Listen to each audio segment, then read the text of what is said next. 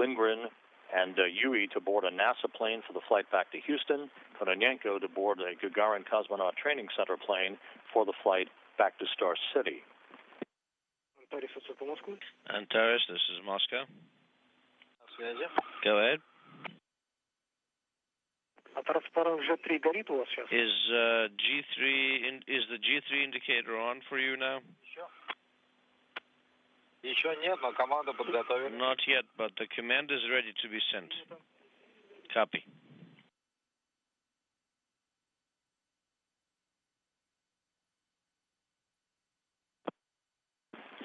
Less than 2 minutes now until the start of the deorbit burn. We'll be hearing Kononenko read out on the loops, the chamber pressure and fuel consumption as the 4 minutes and 40 seconds of the duration of the burn tick away until the engines automatically shut down following the completion of the engine firing that will send this trio back towards its landing site in south-central Kazakhstan.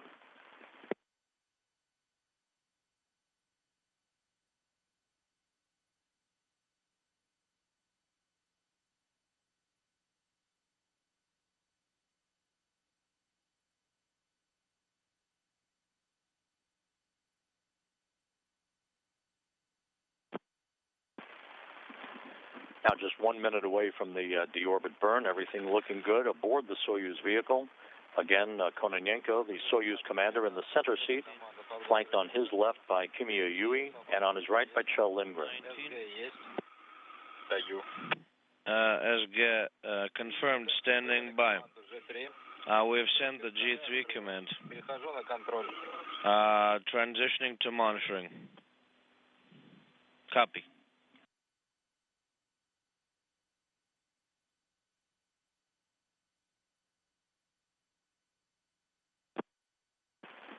Again, you're looking at the view of the Soyuz TMA-17M spacecraft. Hopefully, this view will hold in place to enable us to see the beginning, at least, of the deorbit burn.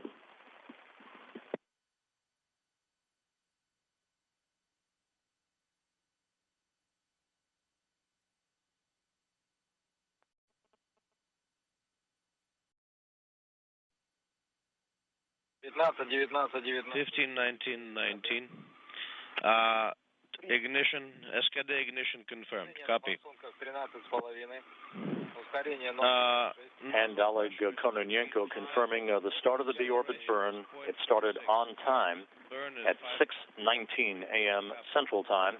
Again, this will be a 4-minute, 40-second retrograde firing, slowing the Soyuz down by 128 meters per second, enabling it to begin its descent back toward the Earth's atmosphere. The first 30 seconds are done. The pressure at the nozzles is 30. Acceleration is 0.45. We have accelerated to 1746. Copy.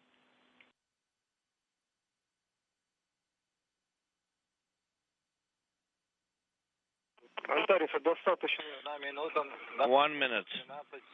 13 on the nozzles, 0.46. The burn is 28.3. Go ahead. That's sufficient for the burn. The time on the burn, please. Copy.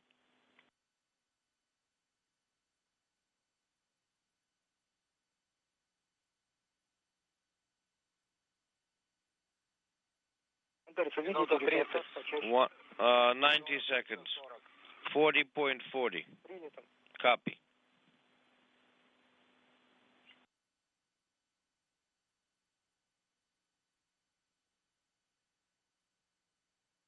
Минута 45. 105 seconds. 47.9. Copy.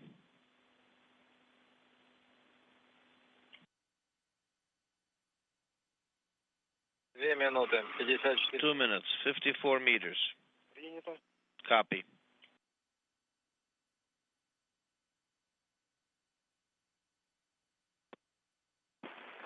The visiting vehicle officer at Mission Control in Houston reporting that we're midway through the deorbit burn. All the parameters looking very good. Soyuz functioning perfectly at this time.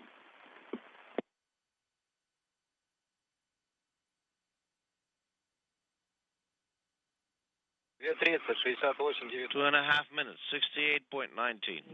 Copy.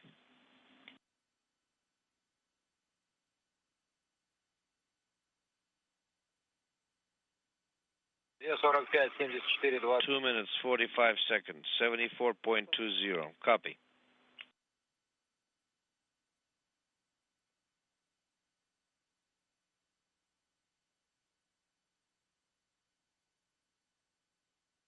Три минуты, 81,9. 3 minutes, 81.9. Copy.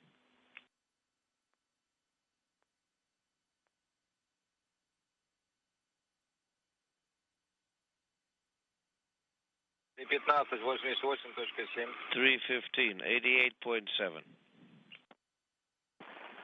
About a minute and 20 seconds left in the deorbit burn. Everything looking good. Kononenko reports that fuel consumption and chamber pressures are right on the money.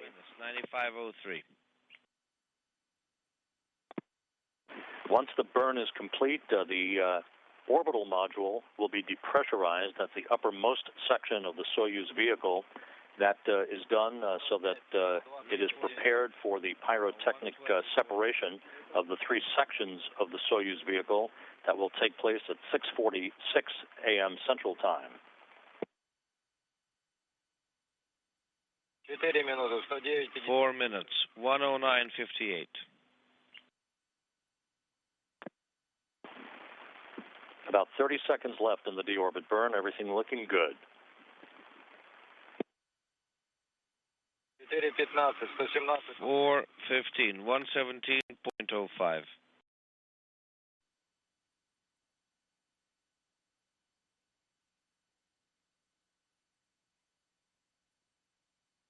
4:30, 120. 4.5 minutes, 124.5.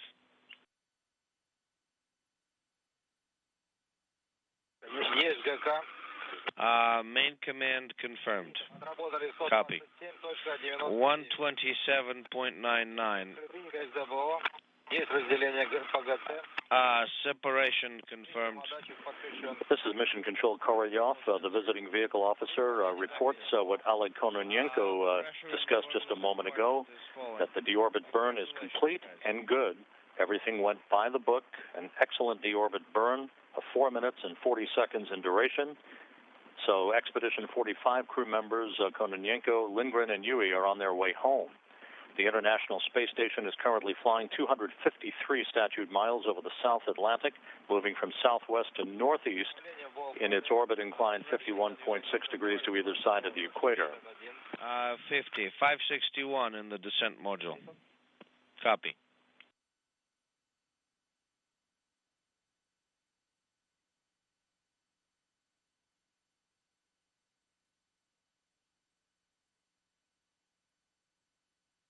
Вот он по странице 110.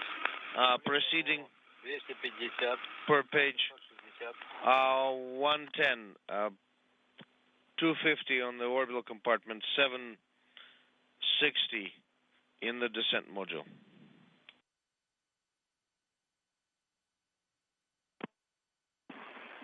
Earlier today, of course, prior to the undocking of this trio of crew members from the International Space Station, Lindgren, Kononenko, and Yui, the hatch closure actually occurred very early this morning at 12:32 a.m. Central Time.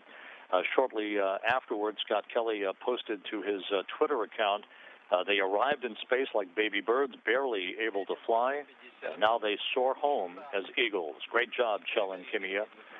75. Scott Kelly posting that tweet of the crew at the hatchway between the Rosviet module and the Soyuz TMA-17M spacecraft that they climbed into, strapped themselves in, conducted leak checks, then suited up in their Sokol launch and entry suits, preparing for the deorbit burn that was just completed, the deorbit burn occurring on time at 6:19 a.m. Central Time.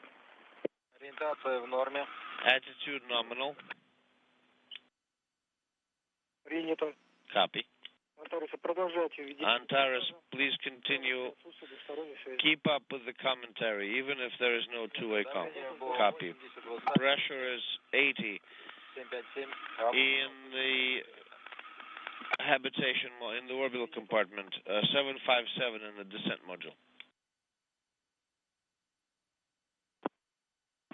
Flight controllers here in Korolyov urging Oleg Kononenko to maintain a running commentary of activities on board the Soyuz spacecraft. Everything in great shape. Again, the next activity, the depressurization of the orbital module, the uppermost section of the Soyuz vehicle, that will set the stage for the pyrotechnic separation of the three sections of the Soyuz spacecraft, with module separation anticipated at 6:46 a.m. Central Time. We may be passing out of range about 11 minutes from now, 12 minutes from now, at the 150-kilometer mark in altitude of space-to-space VHF voice communication capability between the Soyuz and the Russian Mission Control Center through antennas on the International Space Station, just based on the geographic distance, the geometry of the Soyuz relative to those antennas on the International Space Station. So it would not be surprising or unusual for choppy communications at best, or a loss of communications for a period of time toward the Earth's atmosphere.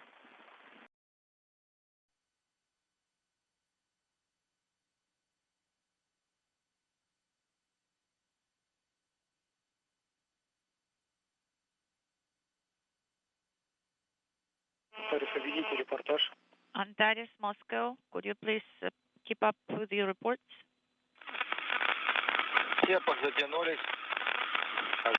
Okay, we tightened our straps. Copy.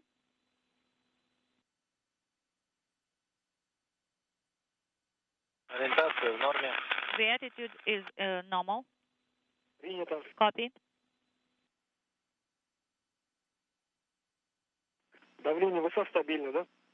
Is the SR pressure stable? 759 is the SR descent module pressure. Copy.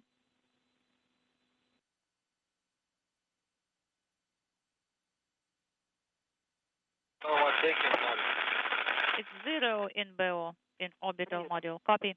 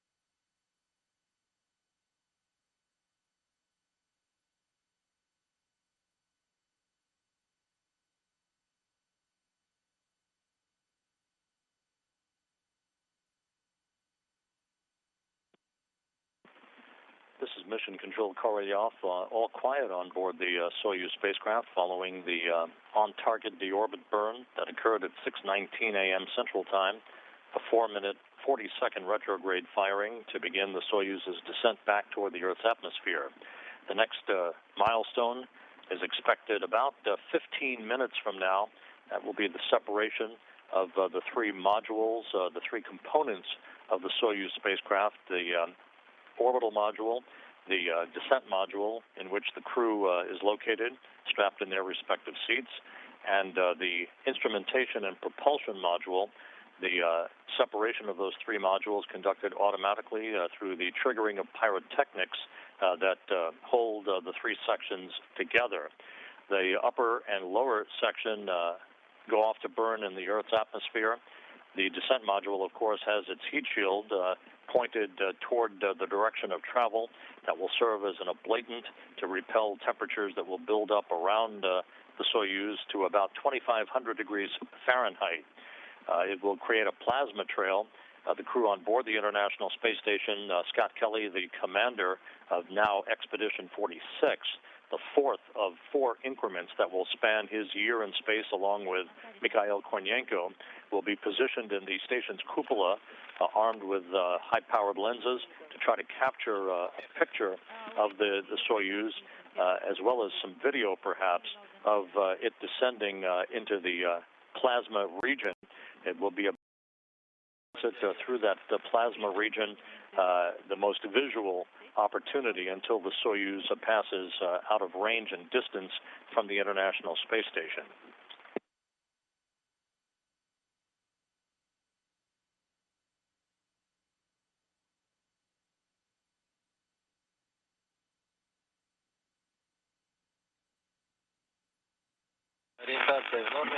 The attitude is within the norm.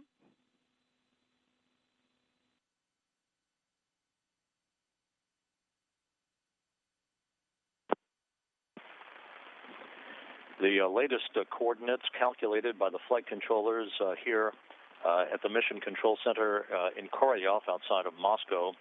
The latest coordinates for landing would be 48 degrees, 47 north latitude, 69 degrees, 7 minutes east longitude, again placing the landing site about 78 statute miles to the northeast of the town of Dzhezkazgan. The current plan is to try to expedite the crew's extraction from the Soyuz once it's landed. They will do that. The search and recovery forces, Rosaviatsia, will do that by the current plan of deploying only 4 out of 10 helicopters pre-positioned in Dzhezkazgan. 4 of those helicopters all bearing critical recovery personnel, plus flight surgeons and nurses for medical assistance for the crew, who will soon be feeling the first tug of gravity on their bodies since their launch back on July 23rd, 141 days ago. The 4 helicopters will be deployed to the landing site. The crew will be extracted. No medical tent will be set up. The 3 crew members will be placed in each of 3 respective helicopters for the flight back to Dzhezkazgan, where both a NASA plane and a Gagarin Cosmonaut Training Center plane are in the process of being flown from Karaganda to the northeast of the landing site to Dzhezkazgan. This all designed to try to expedite the recovery of the crew in somewhat deteriorating weather conditions with blowing snow and extremely cold temperatures, but moreover, low ceilings, very, very low ceilings of thick overcast over the landing site region in which the Soyuz will be descending a short time from now.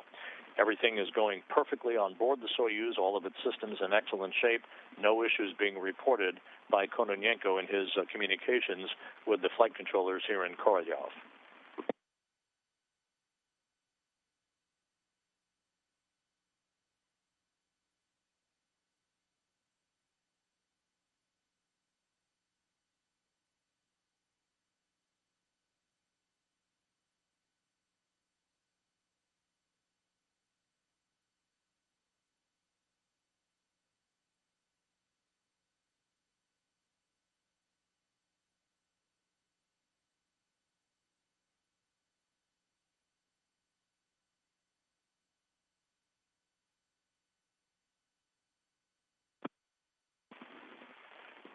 We're inside 11 minutes from the anticipated time of the pyrotechnic separation of the 3 sections of the Soyuz vehicle. That will occur at an altitude of 87 miles above the Earth, occurring some 27 minutes following the successful deorbit burn that has begun the Soyuz's return back toward the Earth's atmosphere. Once the modules have separated, the Soyuz, of course, will be pointed in the correct direction with its heat shield in the direction of travel. That will be followed by entry interface, the actual entrance into the first sensible traces of the Earth's atmosphere at an altitude of 62 miles above the Earth.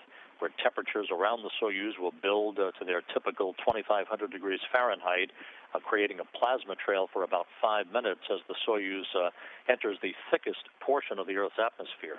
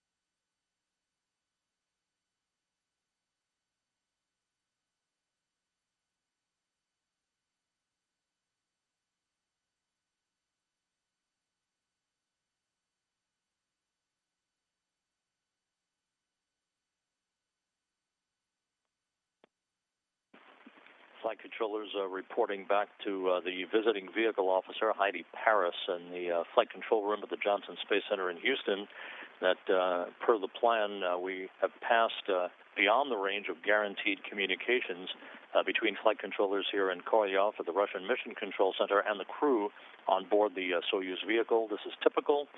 Sometimes ratty communications are possible. Sometimes there is a loss of communications altogether. There's a shot of Heidi Paris at her console watching the data, talking to her counterparts here in the Russian Mission Control Center as they follow the data that is being received from the Soyuz spacecraft as it barrels toward its landing site some 78 miles to the northeast of the town of Dzhezkazgan in south-central Kazakhstan.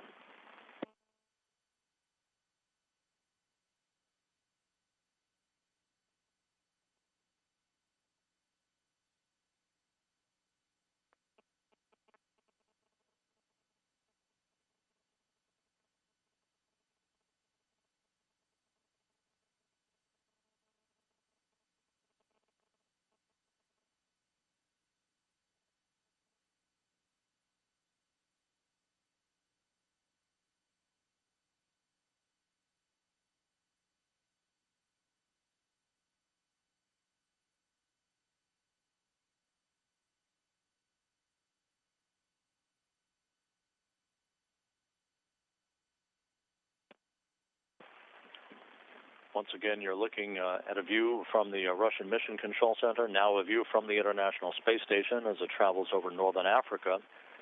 This view of the Russian Mission Control Center from a camera in the back of the balcony area overlooking this cavernous flight control room. Soyuz landing now just 32 minutes away. Everything continuing to go well on board the spacecraft.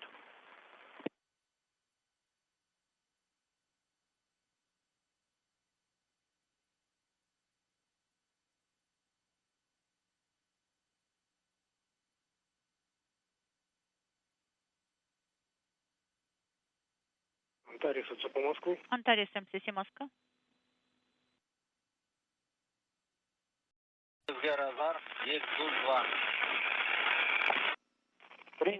Inaudible.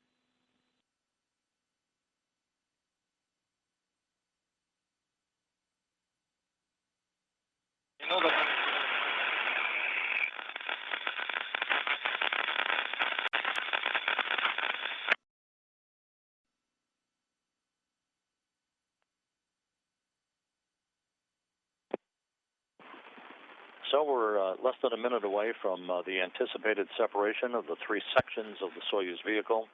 Oleg Kononenko, the Soyuz commander, strapped in the center seat of the Soyuz, flanked on his left by board engineer number 1 Kimiya Yui of the Japan Aerospace Exploration Agency.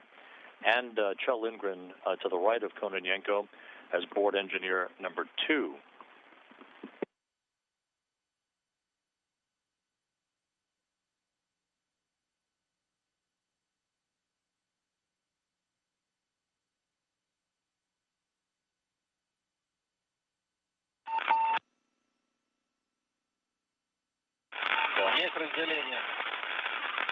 We have separation. Copy, Antares. Oleg Kononenko confirming a nominal module separation. So the descent module now flying on its own, the orbital module and the instrumentation and propulsion module having been discarded on time at 6:46 a.m. Central Time. We're now about 2.5 minutes away from entry interface, where the spacecraft will enter the Earth's atmosphere at an altitude of 62 miles, creating a plasma trail. The Soyuz with its heat shield pointed in the correct direction to repel and ablate the heat that will build up around the spacecraft for about 5 minutes in duration.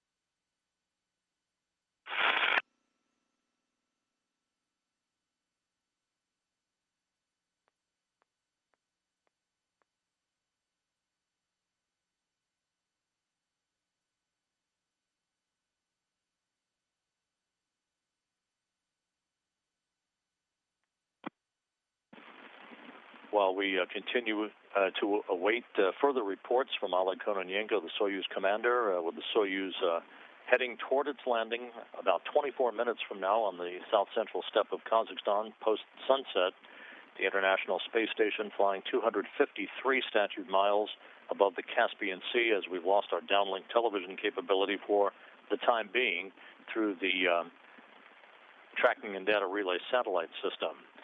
So we're continuing to stand by for additional voice reports from Kononenko. The next milestone is coming up in less than 2 minutes, and that is entry interface as the Soyuz hits the Earth's atmosphere. And at that point, the 3 crew members on board the station will begin to feel the first pull of Earth's gravity on their bodies since their launch 141 days ago, back on July 23rd. At about 6:56 this morning, the crew will have their maximum G loads being imposed on them, some 4 to 5 Gs at an altitude of 20 miles above the Earth.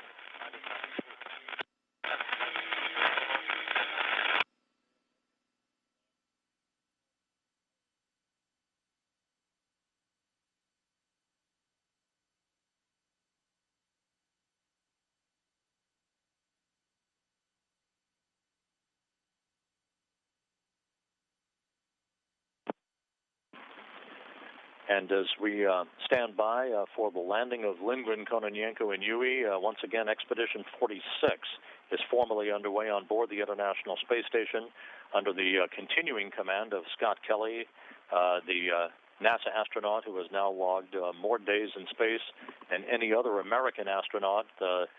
One of the 2 one-year crew members on board the complex, along with Russian cosmonaut Mikhail Kornienko and cosmonaut Sergei Volkov, who will be the Soyuz commander to bring home Kelly and Kornienko and wrap up their year-long mission aboard the International Space Station. Volkov arrived on board the complex in early September. This crew will be joined just 4 days from now by the next trio of residents who will fly to the International Space Station. The next 3 crew members are comprised of Yuri Malenchenko, a veteran about to make his 6th flight into space, a veteran astronaut Tim Kopra, the NASA flight engineer, and European Space Agency flight engineer Tim Peake, who's about to make his first flight into space as the 2nd British citizen ever to fly in space and the first to fly to the International Space Station. They will launch an hour before sunset at the Baikonur Cosmodrome in Kazakhstan on December 15th for a 4-orbit, 6-hour jaunt to the International Space Station to bring the station back to its full complement of 6 crew members. Kopra, Peake, and Malenchenko will spend a half year on board the orbital laboratory.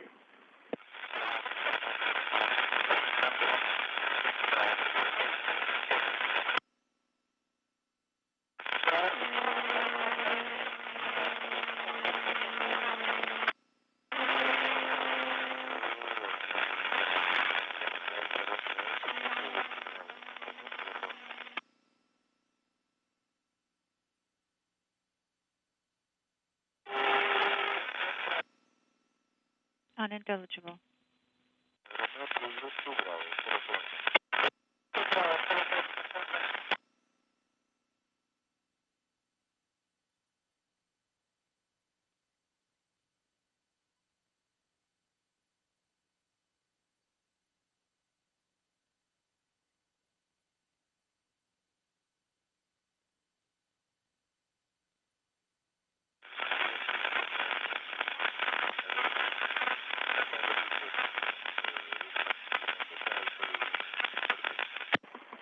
Although we have entered a period of ratty communications with the crew on board the Soyuz, which was expected, we fully anticipate that those communications will improve as the Soyuz nears its landing site in Kazakhstan, with the relay to be established through an Antonov fixed-wing aircraft that is flying in the vicinity of the prime landing site just to the northeast of the town of Dzhezkazgan.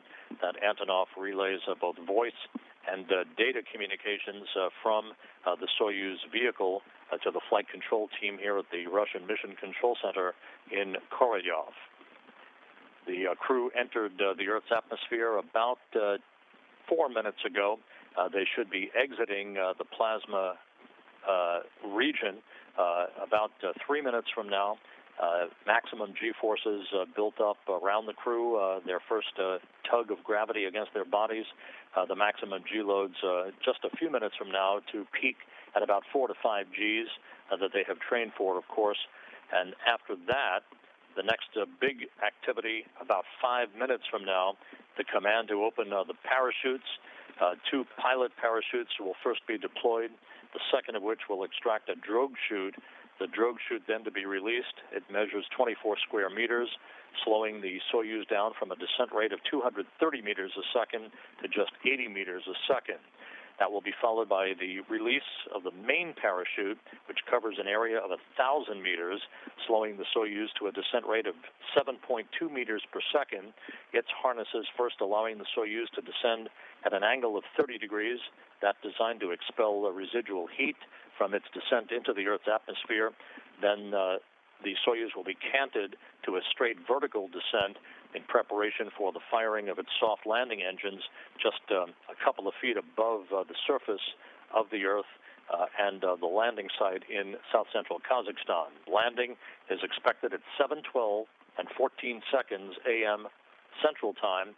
Again, the landing site about northeast of Dzhezkazgan, where a number of helicopters, just 4, are in the process of being deployed from the airport in Dzhezkazgan to the landing site, about a 35-minute helicopter ride to try to expedite the crew as they are extracted from their Soyuz vehicle and placed in the helicopters to return to Dzhezkazgan and to be greeted by both a NASA plane and a Gagarin Cosmonaut Training Center aircraft that are in the process of being relocated from what was the staging city in Karaganda down to the new staging point in Dzhezkazgan itself.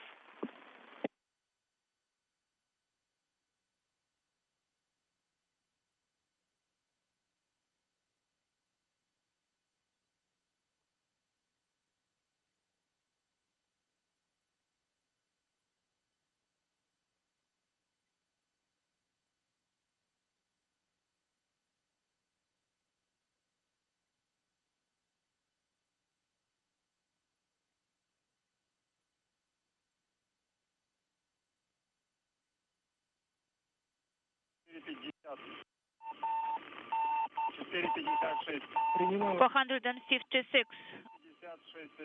456 is the G load. Copy, Antares. 457. Copy. What about the miss +7? 15:51 is the time of reentry. 4:47 is the G load maximum. So the 3.6 is the G load now. It is decreasing. Copy. The translation of communications having been restored with Soyuz Commander Oleg Kononenko, everything continuing to go very well. reporting that they are now feeling their maximum G load of about 4 to 5 Gs, and we are now less than 2 minutes away from the expected command to begin the opening of the parachutes as the Soyuz descends to its landing site, again, just to the northeast of the town of Dzhezkazgan in Kazakhstan. This animation depicts the deployment of the parachutes. Once again, the pilot parachutes extracting a drogue chute. The drogue chute then followed by the extraction of a main parachute, a billowing parachute that covers an area of about 1,000 meters, slowing the Soyuz to a descent rate of about 7.2 meters per second. Right before touchdown, the soft landing engines will fire and a final braking maneuver, and the Soyuz will be home. Copy. 09 is the integral 30 to the left. 1.16 is very strong vibration. 09 is the integral.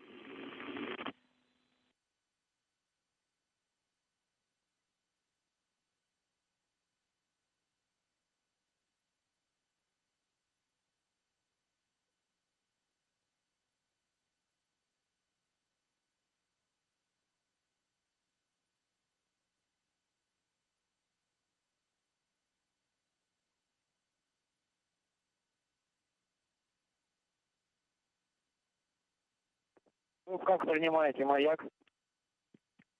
How do you copy? Принимаем. Beacon, how do you copy us? We copy you loud and clear. We copy you good.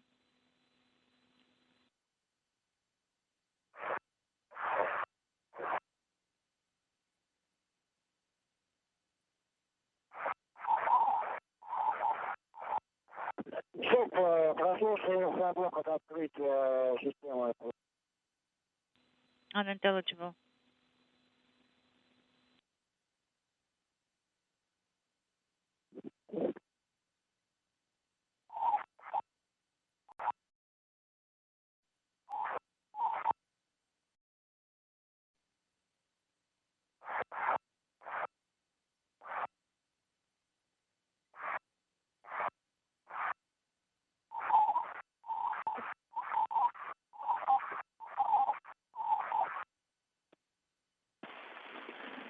Just about 13 minutes away from the anticipated landing of the Soyuz vehicle, standing by for confirmation of chute deploy. The voice communications should be established a short time from now between the Soyuz and the search and recovery forces flying in the Antonov fixed-wing aircraft in the vicinity of the landing site to the northeast of Dzhezkazgan.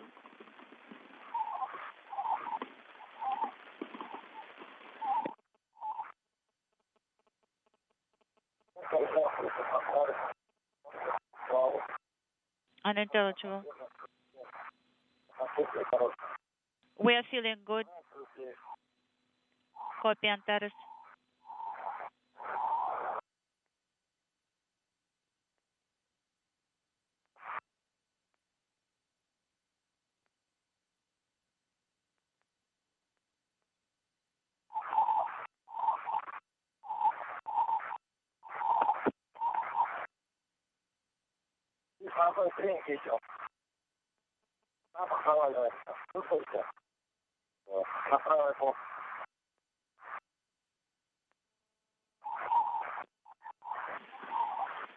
Although we have not received confirmation of chute deploy,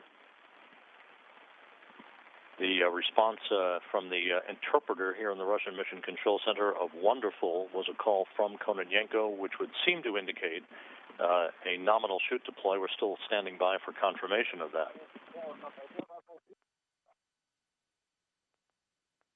Breaking up.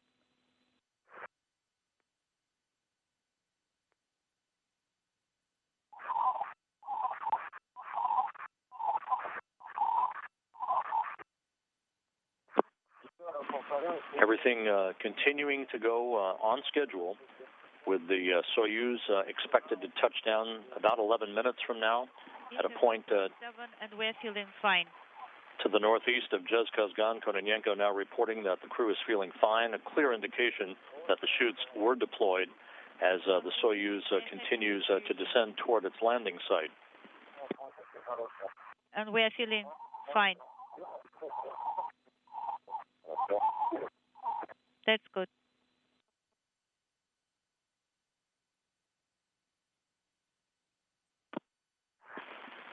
Kjell Lindgren and Kimia Yui just minutes away from completing 141 days in space, and the same aboard the International Space Station. Oleg Kononenko minutes away from completing his third flight into space, and an aggregate total of 533 days in space, placing him 13th on the all-time endurance list.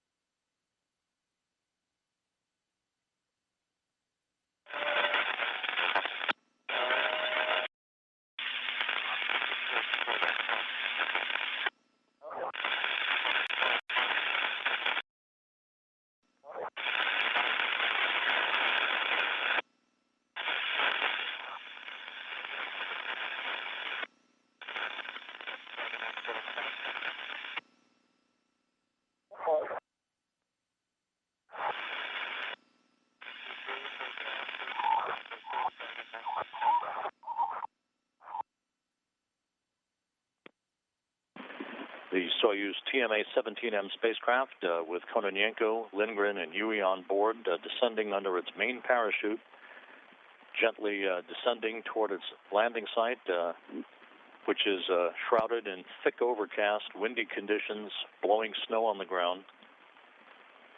The landing site conditions resulting in a decision a few hours ago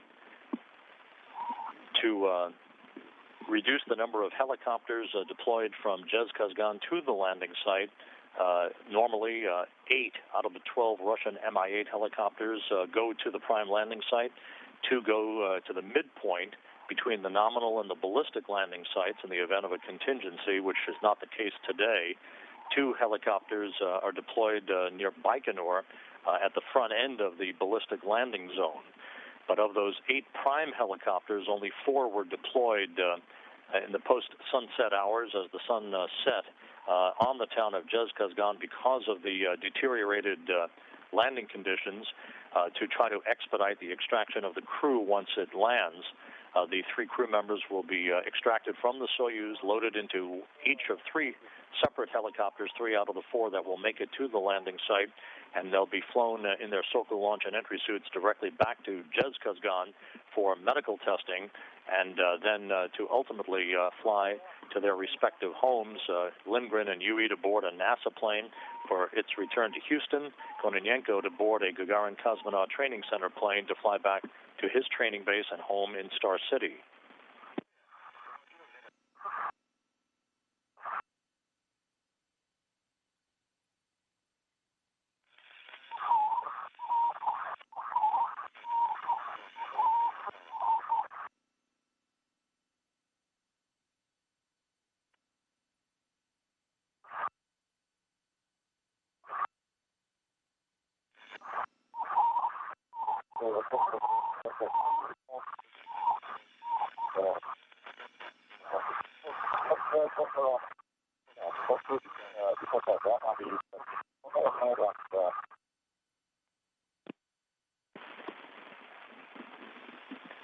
We're about 6 minutes away from the anticipated landing of the Soyuz vehicle in Kazakhstan to wrap up this mission.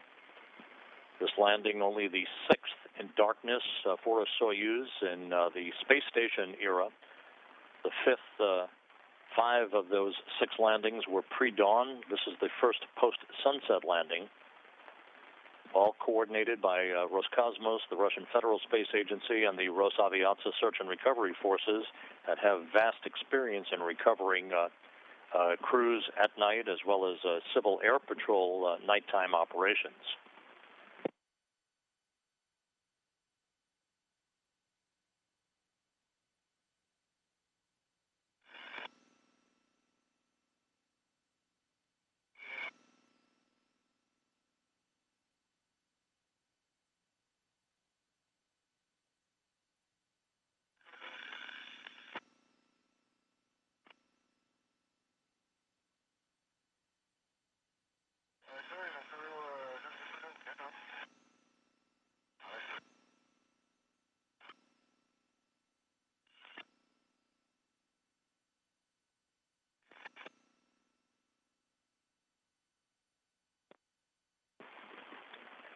We now have reports from the landing site that the search and recovery forces have spotted the Soyuz TMA-17M under its main chute with its blinking light very visible. So a good sign as we are now just minutes away from touchdown.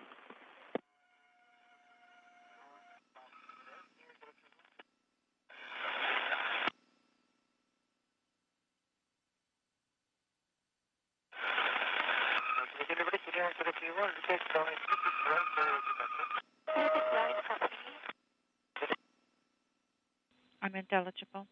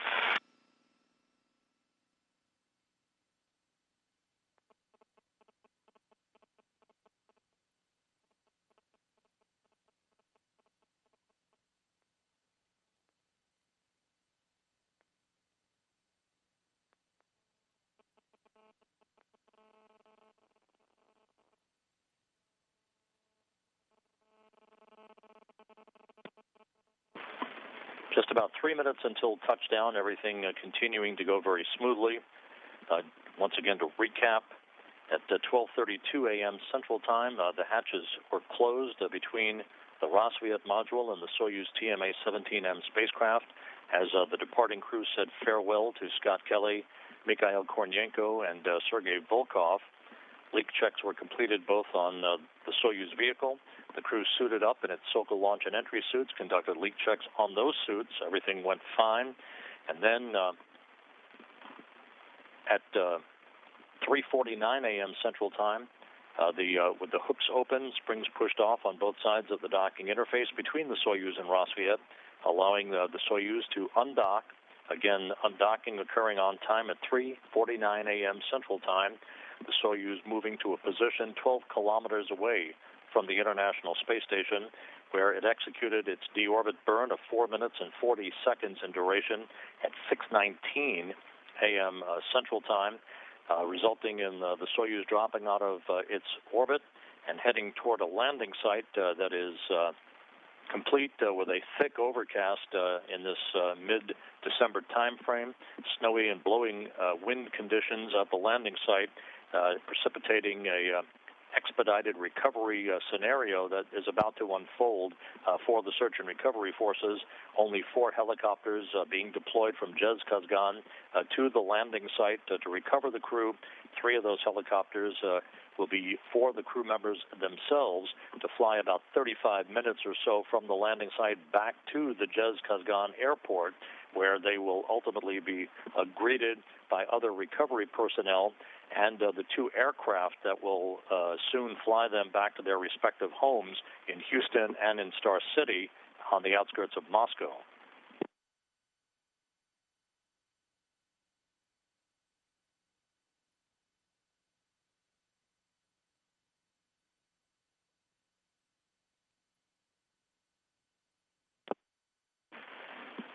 So with the search and recovery forces in place, we are standing by for confirmation of touchdown. The Antonov fixed-wing aircraft flying in the vicinity of the landing site will first receive word.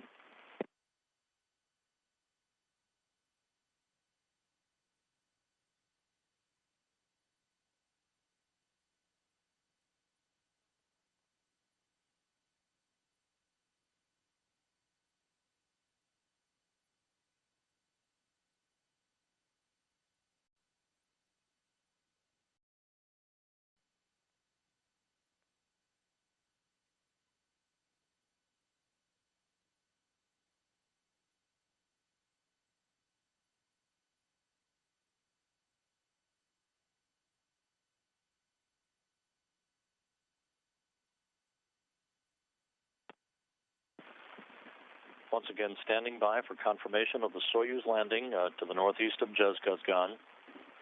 That should be occurring almost any moment now. Bringing home Oleg Kononenko, Kjell Lindgren, and Kamiya Yui, following 141 days in space.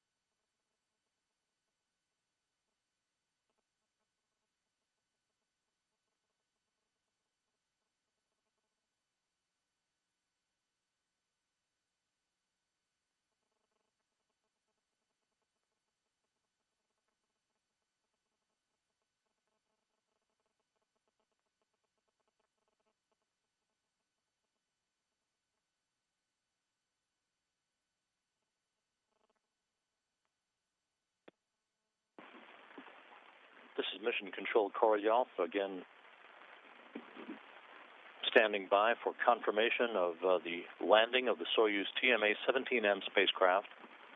The last word we received was about 7 minutes ago, as the Soyuz descended under its main parachute, that the search and recovery forces at the landing site had spotted the light flashing on the Soyuz vehicle.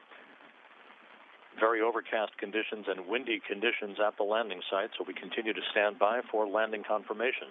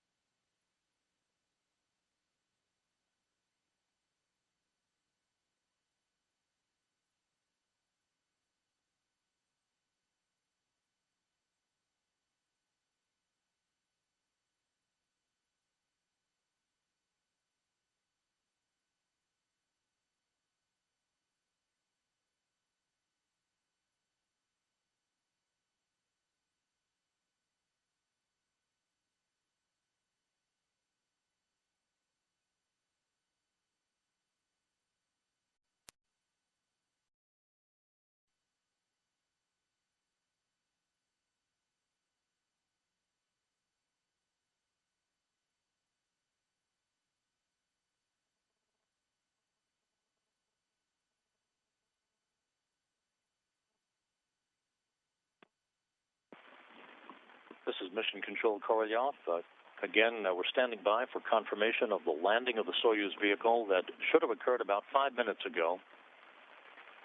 Again, standing by for confirmation from the flight control team here in Korolyov with any reports to be received from the search and recovery forces at the landing site, where the weather conditions are fairly harsh in this post-sunset landing scenario.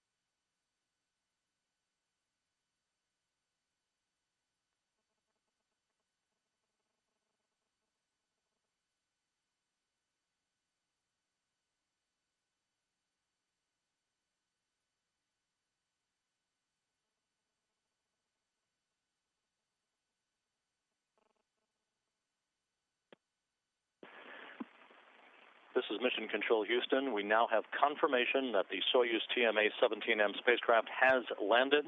The search and recovery forces reporting from the landing site that the Soyuz was found on its side, not unusual for a windy landing condition. That report was relayed at 7:18 a.m. Central Time. However, that's not indicative of what the official landing time might have been. The Soyuz was targeted to land at 7:12 a.m. Central Time. We do not have an official landing time at this point, but the words up on the front screen here in the Mission Control Center, Jest Posadka, they've landed. And that is now confirmed by the search and recovery forces in Kazakhstan, northeast of Dzhezkazgan, that the Soyuz TMA-17M is back on Earth with Oleg Kononenko, Cho Lindgren, and Kamiya Yui.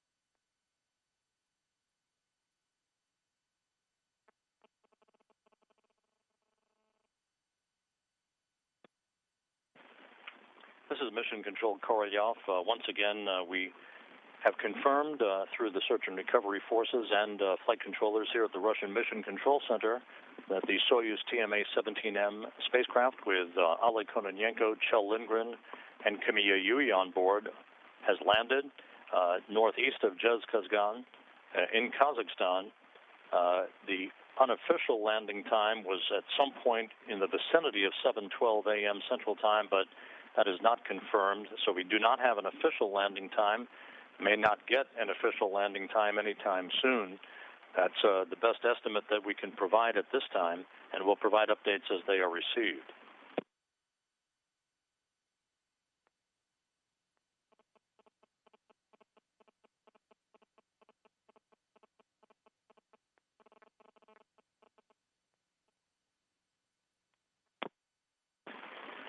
The trio landed after 141 days in space and aboard the International Space Station following their launch back on July 23rd.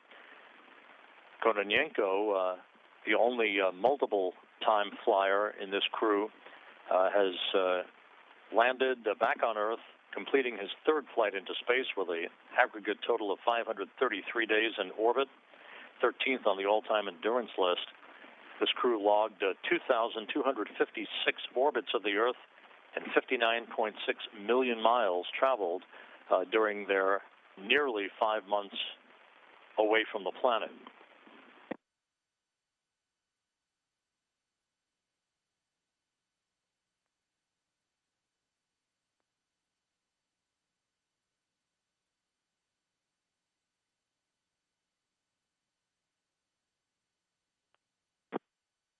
With the weather conditions having deteriorated several hours ago, creating thick overcast and very low decks of clouds, the decision was made by the search and recovery forces not to deploy all of the Russian Mi-8 helicopters from the staging city in Dzhezkazgan, Kazakhstan, but rather only a quartet of helicopters with critical personnel, mostly medical personnel, to the landing site.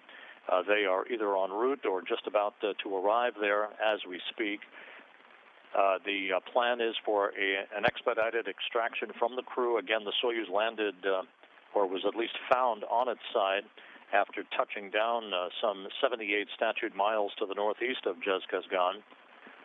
The reports continuing to be received, and we'll be awaiting for the extraction of the crew.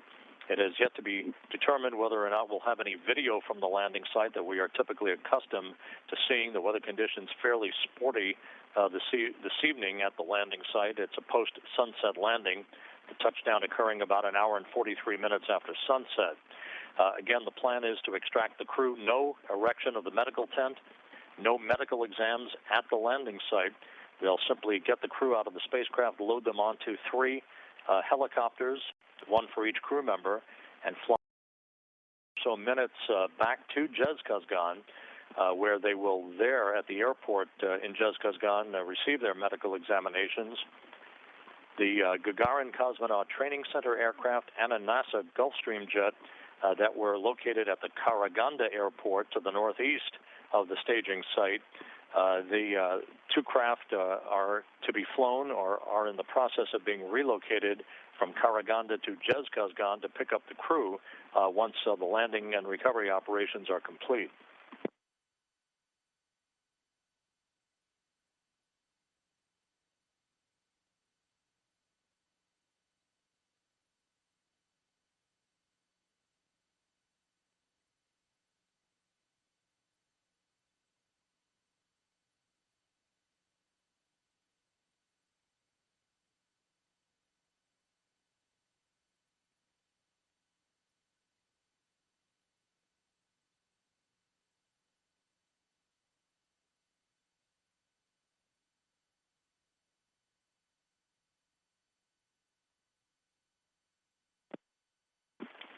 The search and recovery forces at the landing site report that 2 of the helicopters deployed from Dzhezkazgan are now about to land near the capsule.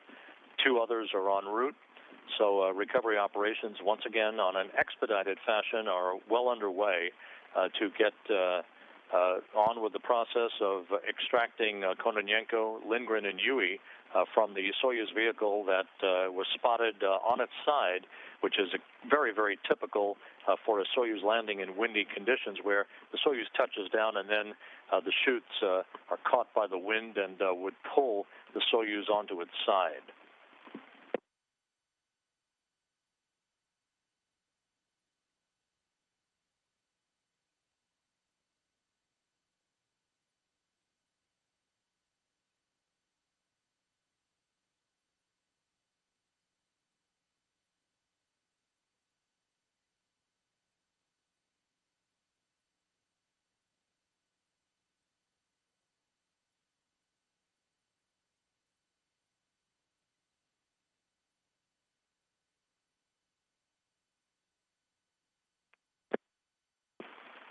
While the operation is ongoing to recover the 3 crew members that landed aboard the Soyuz TMA-17M spacecraft a short time ago, we do not have an official landing time. Our best guesstimate is somewhere in the neighborhood of 7:12 a.m. Central Time. While this activity is ongoing, down at the Baikonur Cosmodrome in Kazakhstan, well to the southwest of where this trio of crew members landed, we are on the eve of the mating of the 3 stages of the Soyuz TMA-19M spacecraft, the booster that will be used on December 15th, just 4 days from now, to launch the next trio of crew members to the station, that being NASA's Tim Kopra, Roscosmos Soyuz commander Yuri Malenchenko, and European Space Agency flight engineer Tim Peake. Their launch again scheduled on December 15th on a 4-orbit, 6-hour rendezvous to reach the International Space Station and join the Expedition 46 crew now in progress under the command of NASA's Scott Kelly.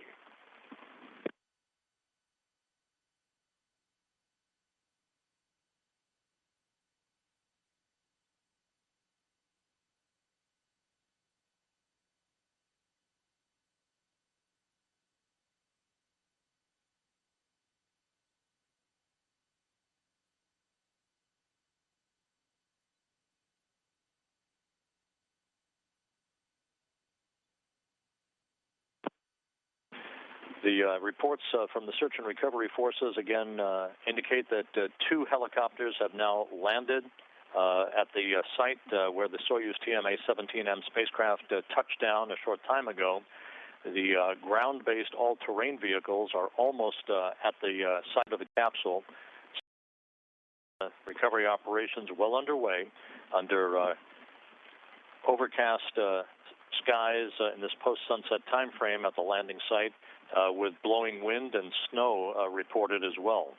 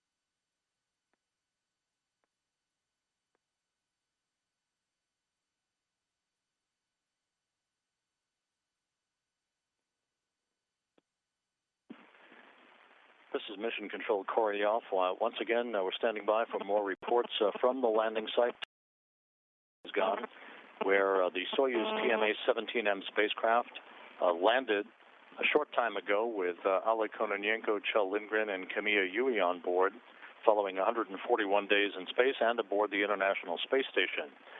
We do not have an official landing time. We are not expected to get an official landing time anytime soon because the spacecraft descended into thick clouds and overcast at the landing site. The last report we got before touchdown was confirmed was just a few minutes before landing, when the search and recovery forces reported seeing the strobe light on the outside of the Soyuz flashing as it descended under its main parachute. The unofficial landing time, of course, was expected at 7:12 a.m. Central Time, but again, there is no official landing time yet obtained from the Russian Mission Control Center here in Koryoff or from the search and recovery forces at the landing site itself. The Soyuz spacecraft touched down, and then, of course, heavy, thick, blowing winds, very brisk winds at the landing site resulted in the chute dragging the Soyuz onto its side, which is very typical for a Soyuz landing in windy conditions. Two of the search and recovery helicopters have arrived at the spacecraft to begin the process of an expedited extraction of the crew. Two other helicopters are en route to the landing site, mostly occupied by medical personnel. Also, a group of all-terrain vehicles are heading toward the landing site itself. We do not know when we might get landing video, if at all, from the landing site. Once again, this operation taking place post-sunset in darkness under fairly harsh conditions. The temperatures at landing time were expected to be about 26 degrees Fahrenheit, with a wind chill factor of about 9 or 10 degrees Fahrenheit, and very, very brisk winds that prompted a decision several hours ago by the search and recovery forces not to deploy all of the helicopters for the search and recovery team to try to expedite the extraction of the three crew members from the spacecraft to get them placed in their SOCO launch and entry suits as quickly as possible in the helicopters, and to fly not to Karaganda, but rather to Dzhezkazgan, a much shorter flight of about 35 minutes or so, so that post-flight medical tests can be conducted in the quickest time possible. So again, no medical tent will be erected, and we are expecting a very expedited recovery of the crew once the appropriate recovery personnel are on site to begin the process of extracting the crew as quickly as possible.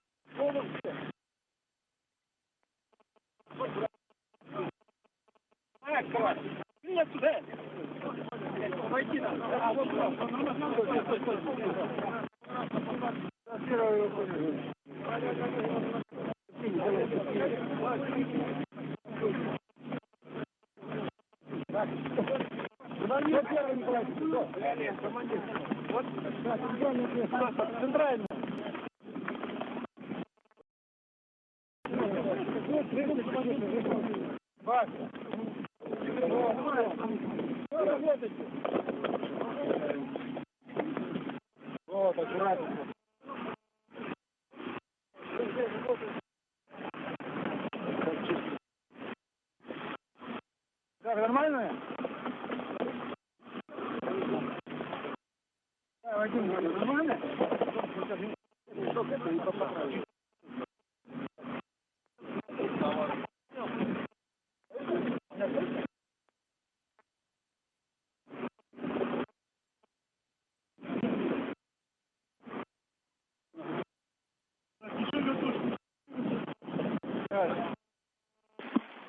recap, a reduced number of search and recovery forces personnel at the landing site to the northeast of Dzhezkazgan are in the process of arriving around the Soyuz TMA-17M spacecraft that landed through thick clouds and very brisk winds with temperatures about 26 degrees Fahrenheit. We do not have an official landing time. The landing itself was confirmed by the search and recovery forces at 7:18 a.m. Central, not necessarily reflect the exact landing time itself. The landing was scheduled to take place at 7:12 a.m. Central Time, but again, we can only approximate that that was the landing time. We do not have and are not expected to receive anytime soon an official landing time. So for the moment, we'll have to call it around 7:12 a.m. Central Time without an official and exact time to be provided at this point.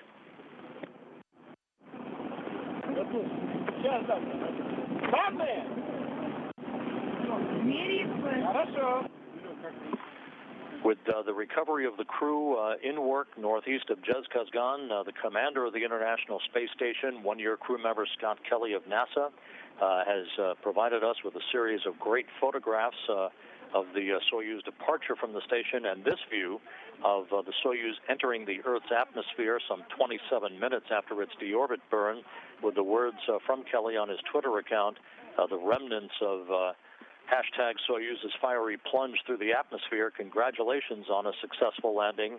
Hashtag Soyuz TMA-17M. So a spectacular photograph. Scott Kelly was in the station's cupola as he sent out that tweet at his account, which is at Station CDR Kelly. Again, a great photograph of the Soyuz descent module entering the Earth's atmosphere with the beautiful glow over the horizon. Kelly, Sergei Volkov, and fellow crew, one-year crew member Mikhail Kornienko, now a three-man crew at the start of Expedition 46, the fourth of four expeditions spanning the year-long mission of Kelly and Kornienko aboard the International Space Station. They will not be a three-man crew for long. Just 4 days from now, Tim Kopra of NASA, Yuri Malenchenko of the Russian Federal Space Agency, and Tim Peake of the European Space Agency will be launched from the Baikonur Cosmodrome in Kazakhstan atop the Soyuz TMA-19M spacecraft to begin 6 months aboard the International Space Station. Their launch scheduled at 5:03 a.m. Central Time, 5:03 p.m. at the launch site of the Baikonur Cosmodrome, just 4 days from now on December 15th, to re-up the Expedition 46 crew to its full complement of a half dozen residents.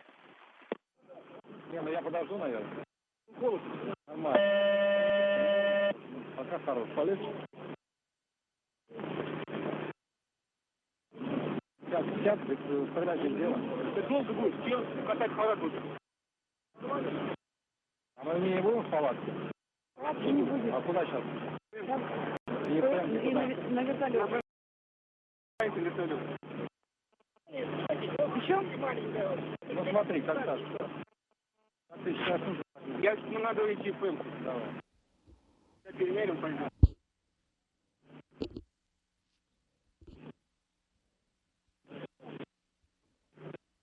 Чуть пониже уровень.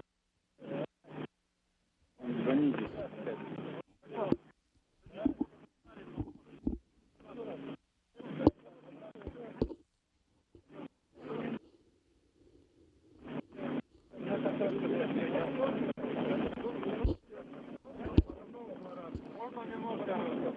Можно чуть-чуть. Давление будет.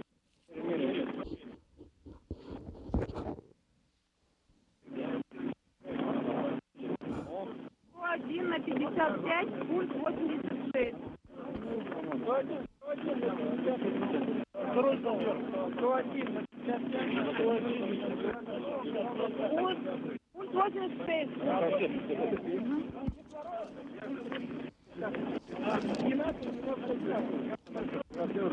Психолога нет? Может просто лечь. Ну давай тогда подождем еще. Хотя бы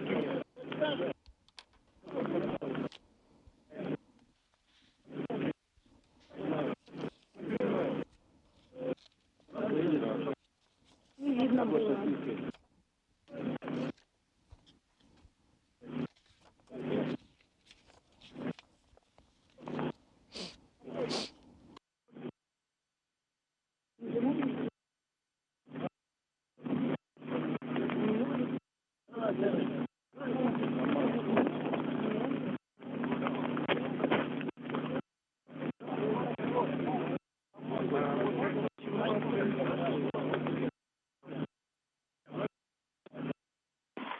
is Mission Control Korolyov.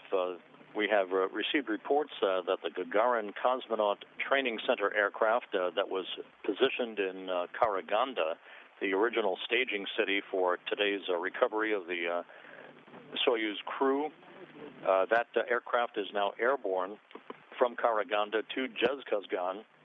That's about an hour-long flight, perhaps a little bit longer, maybe an hour and a half. To reach Dzhezkazgan, they will be followed by the NASA Gulfstream jet. They will be pre-positioned to receive the three crew members once they are returned to Dzhezkazgan by helicopter from the landing site in this expedited recovery operation that's underway.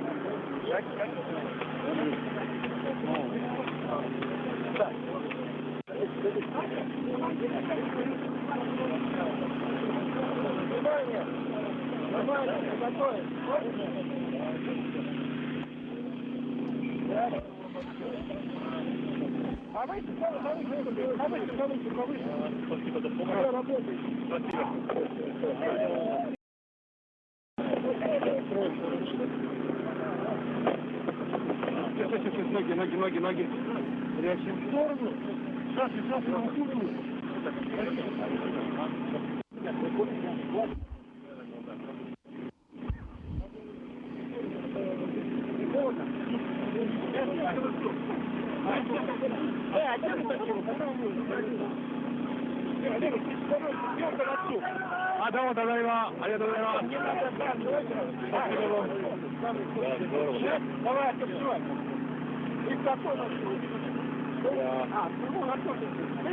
Да.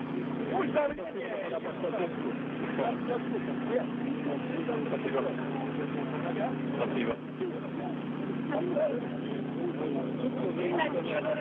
Ай, дойду здесь.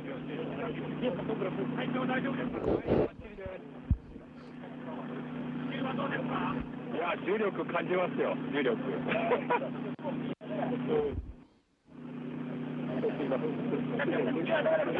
いや、本当はね、寒いですけど、皆さん大丈夫ですか？寒くないですか？いや、本当にいいですね、これ。冷たい感じの風が。This is Mission Control Korolyov. The landing of the Soyuz TMA-17M spacecraft occurred some 35 minutes ago. We do not have an official landing time. It was in the neighborhood of 7:12 a.m. Central Time. The Soyuz landing and then being pulled onto its side under brisk winds at the landing site where the temperatures are in the low 20s Fahrenheit now.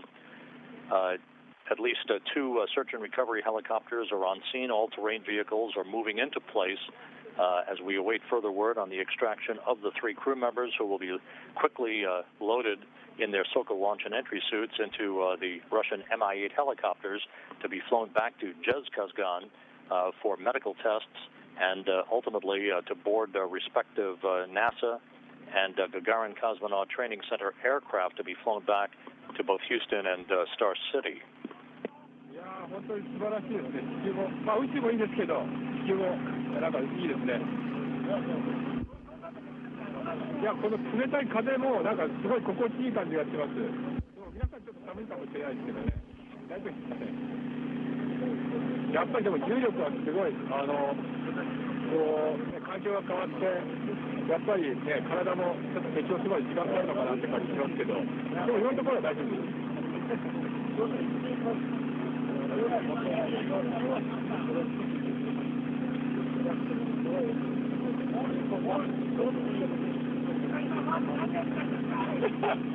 うですね。いやゆっくりシャワーでも浴びたいですけど、それとともにツイッターねフォローしてくださってる方いっぱいいるんで、すぐツイッターでねなんかツイッターことを紹介したいですけど、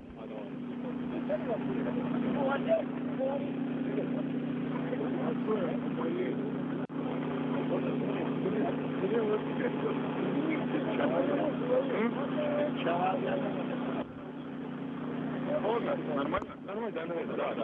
Спасибо. Дорого? Нет, мне отлично. В вертолете очень жарко. О, да? Да, очень.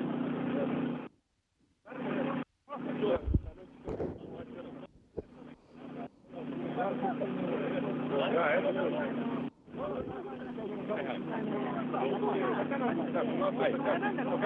по какой команде мы?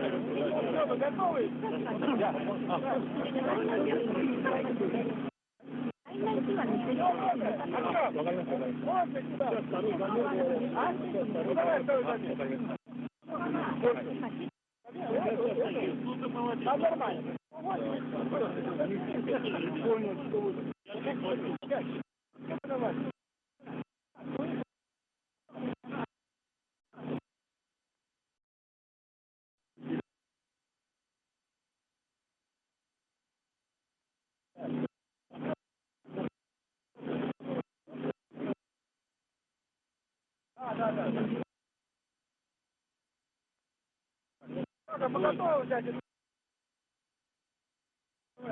Давай вопрос. Давай вопрос.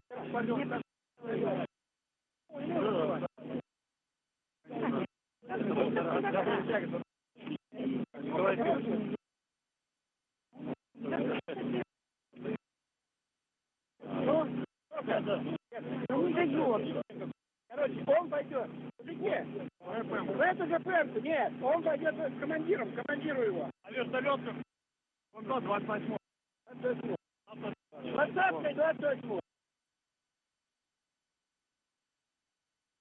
28.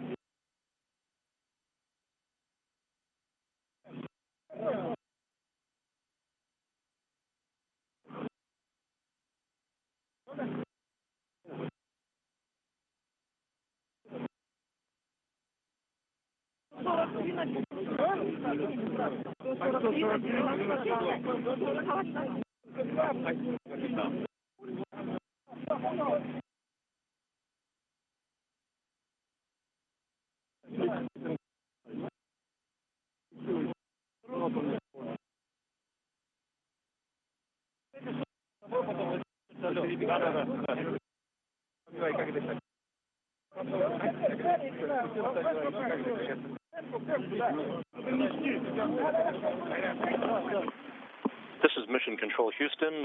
Video now being received from the landing site to the northeast of Dzhezkazgan. A good view of Kimiya Yui, who's being hoisted in his reclining chair.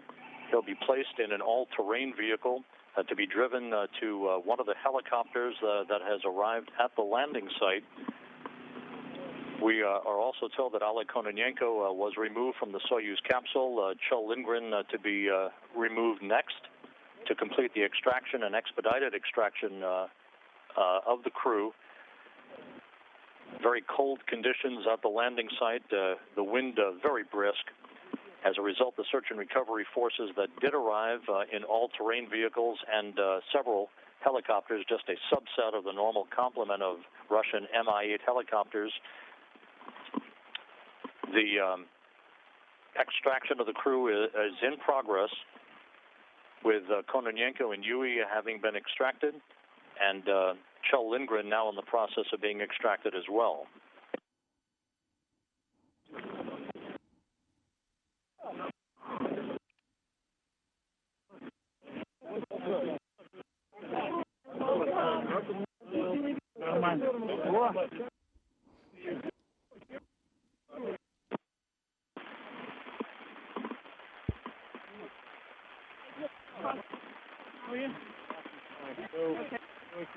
And a good view of Kjell Lindgren, having returned from space 141 days on his first mission. Just 2 days ago, he was at the controls at the robotics workstation in the cupola of the International Space Station using the Canadarm2 robotic arm to grapple the orbital ATK Cygnus resupply vehicle. And 48 hours later, he's back on Earth with his crewmates, Oleg Kononenko and Kamiya Yui, looking hale and hearty. They will be loaded into helicopters for about a 35-minute or so flight to Dzhezkazgan, where they will wind up ultimately being flown in a NASA Gulfstream jet. That would be Lindgren and Yui back to Houston. The third crew member, the Soyuz commander, Oleg Kononenko, having completed his third flight into space in 533 days aggregate total, to be flown back to Chikala near Star City, the Gagarin Cosmonaut Training Center Air Base and Training Center. He will be flown back to be reunited with his family at his home there.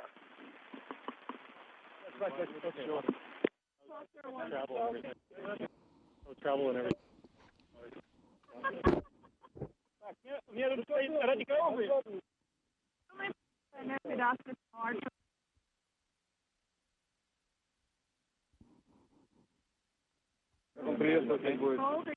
I'm doing great. It feels great. As Lindgren receives initial medical tests on the ground, he has flashed a thumbs up and a big smile, being attended to by Russian medical personnel and his flight surgeon, Dr. Shannon Moynihan, off to the right of your screen. Again, Lindgren, Kononenko, and Yui each will be boarding respective helicopters for a short flight back to Dzhezkazgan, where they will undergo more comprehensive medical tests before they board a NASA Gulfstream jet. That would be Kononenko and Yui. To head back to Houston, Kononenko will head back to Star City, Russia, in a Gagarin Cosmonaut Training Center aircraft. Again, our best estimate for a landing time, since we have not received an official landing time, 7:12 a.m. Central Time, but that's not going to be confirmed since the Soyuz landed in very overcast conditions with the search and recovery forces heading towards the proximity of where the global positioning system and beacons carried the Soyuz to. The Soyuz landed upright and then was pulled onto its side by the strong winds at the landing site itself. So, again, there is no official landing time. We do not expect to receive an official landing time anytime soon. Our best guesstimate, according to the flight control team here in Korolyov, was 7:12 a.m. Central Time, but that's an official and unofficial approximate landing time. Basic Ground 4 is private for your conference. Okay, and I'll log in. I'm going to log in. Copy that.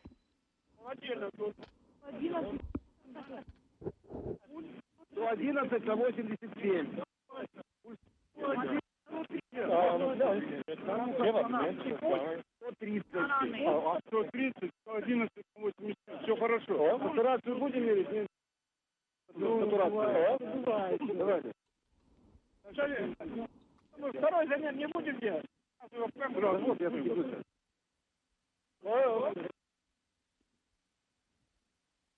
Sweetheart, how are you doing?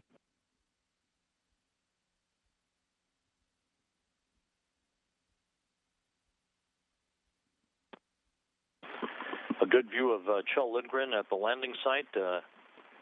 He is talking on a satellite phone, presumably to his family back in Houston. That's typical and commonplace.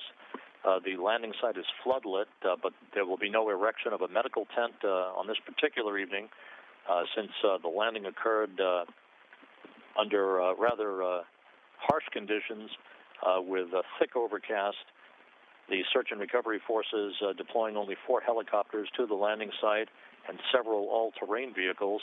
Oleg Kononenko and Kamiya Yui already having been placed inside all-terrain vehicles to move to respective helicopters nearby. Lindgren getting a chance to get his land legs back a bit. He now will be hoisted in his reclining chair and brought to a helicopter. You can see the flag of Russia in the background blowing in the wind that is gusting at about 27 knots at the landing site. The search and recovery forces will be lifting Lindgren and bringing him to an all-terrain vehicle that will drive just a short distance, a few yards away, an awaiting helicopter to begin the transport of these crew members back to Dzhezkazgan, about a 35-minute flight from the landing site to the staging city, the new staging city from which the crew will be dispositioned.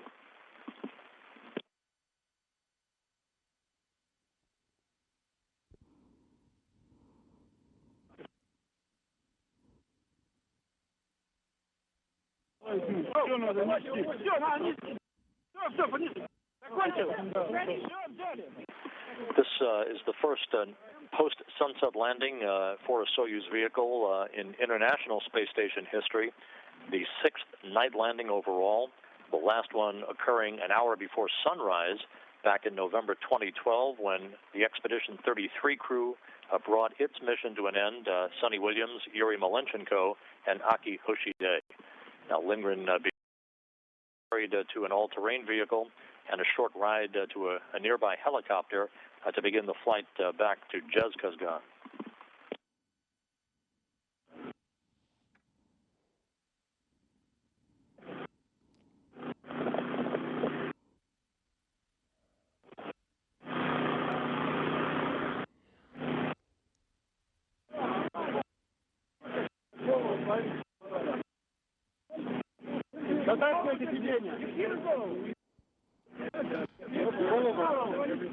Голову наклоните. Голову. Сейчас.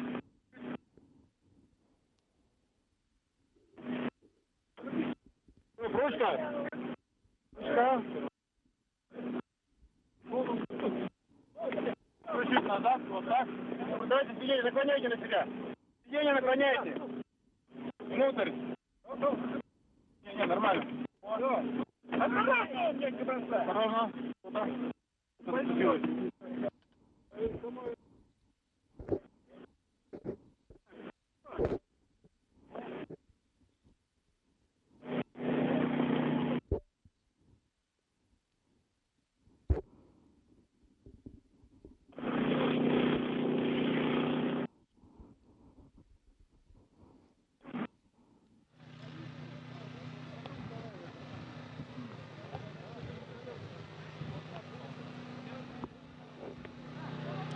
Again, you're looking at members of the Russian medical team, NASA flight surgeon Dr. Shannon Moynihan, and other members of the search and recovery forces having placed Kjell Lindgren inside this all-terrain vehicle that will drive a short distance to a waiting helicopter that Lindgren will board for about a 35-minute flight back to Dzhezkazgan. Oleg Kononenko and Kamiya Yui also have been placed in other helicopters. Those helicopters will take off a short time from now and fly to Dzhezkazgan, where the crew will receive more comprehensive medical tests and will board their respective planes to fly back to Houston and to Star City, Russia.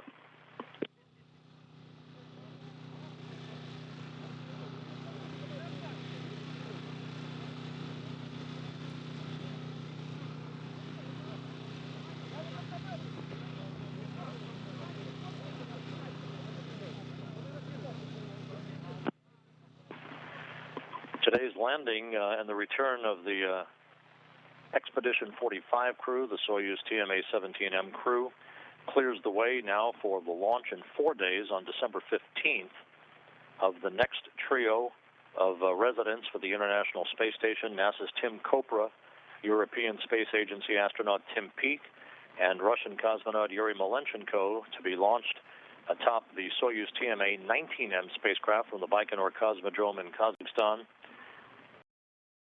3 a.m. Central Time, which will be 5:03 p.m.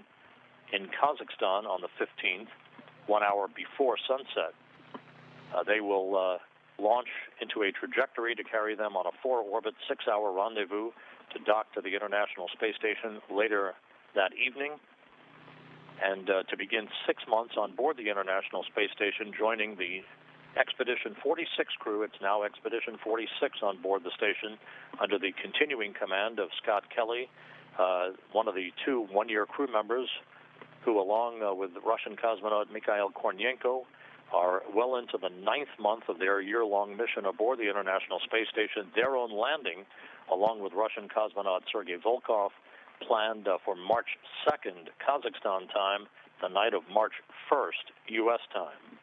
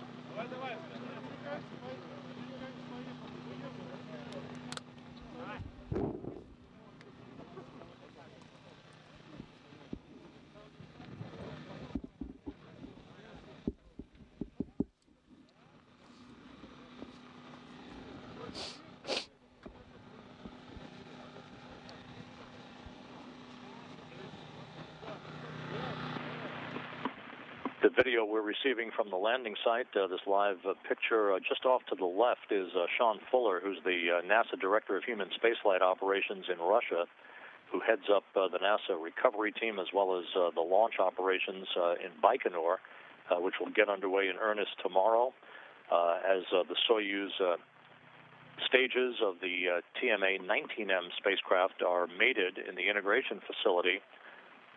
The rollout of that rocket to the launch pad in Baikonur will be on track to occur starting at 7 a.m. Baikonur time on Sunday. The technicians right behind Fuller are erecting they will soon pull and then place upright the Soyuz spacecraft so that they'll use those ladders to gain access through the top hatch of the Soyuz vehicle to extract the minimal amount of cargo and samples that were returned with Lindgren, Yui, and Kononenko as they descended back through the Earth's atmosphere for a landing northeast of Dzhezkazgan. The landing coordinates that were reported by the search and recovery forces, 48 degrees, 27 minutes north latitude, 69 degrees, 11 minutes east longitude. Again, the landing coordinates as confirmed by the search and recovery forces, 48 degrees, 27 minutes north latitude, 69 degrees, 11 minutes east longitude. Again, we do not have an official landing time. Our best guesstimate from the reports that we received was in the neighborhood of 7:12 a.m. Central Time, just about an hour ago. The search and recovery forces confirmed that the Soyuz was spotted on its side at 7:18, just a few minutes after the anticipated landing time. 4 helicopters were deployed to the landing site to begin an expedited extraction of the crew. You saw Kamiya Yui as we received our first live video from the landing site, followed by Kjell Lindgren. Oleg Kononenko had already been extracted from the Soyuz, since the Soyuz commander in the center seat always is extracted first to clear the way for the other two crew members who flank the Soyuz commander in the descent module, then to be extracted in sequence. All the crew members appeared to be hale and hearty. They spent a few minutes getting their land legs back after 141 days of weightlessness before being carried in their respective reclining chairs and loaded into all-terrain vehicles to be driven to 3 helicopters that will transport them shortly, about a 35-minute helicopter ride to the staging city of Dzhezkazgan, which is just to the southwest of the landing site.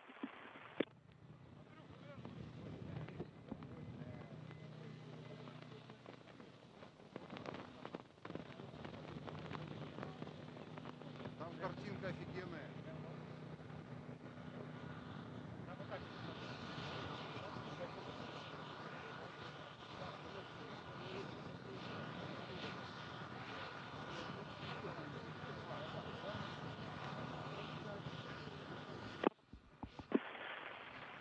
And a rare view inside the descent module at one of the areas near the control panel of the Soyuz TMA-17M, which was launched back on July 23rd from the Baikonur Cosmodrome in Kazakhstan, bringing Kononenko, Lindgren, and Yui to the International Space Station.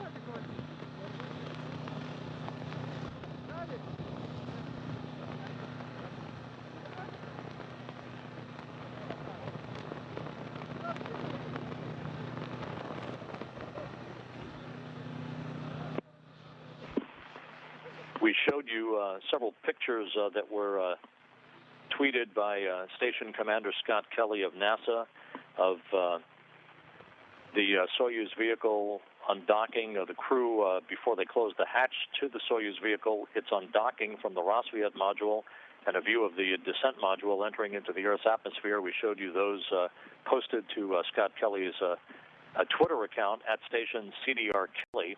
This view of descending through the Earth's atmosphere toward its landing site. At the Baikonur Cosmodrome in Kazakhstan, at the Cosmonaut Hotel crew quarters, European Space Agency astronaut Tim Peake tweeted, "Welcome home," and he listed the 3 crew members' names. "Congratulations on an incredible mission." That coming from European Space Agency astronaut Tim Peake on his Twitter account following the Soyuz landing that occurred about an hour or so ago.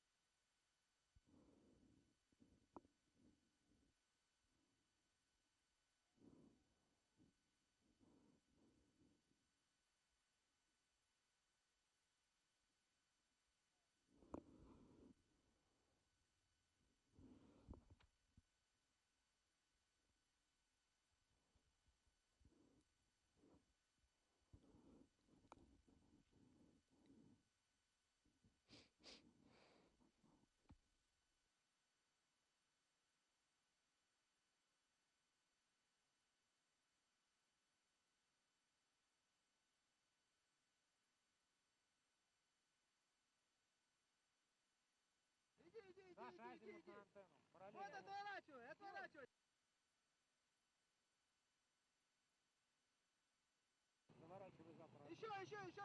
Дим, давай.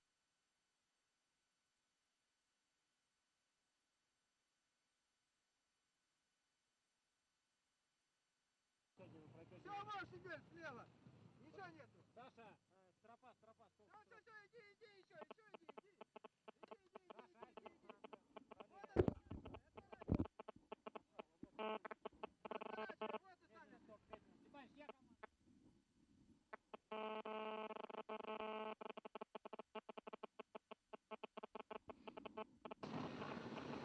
Боковой свет давай.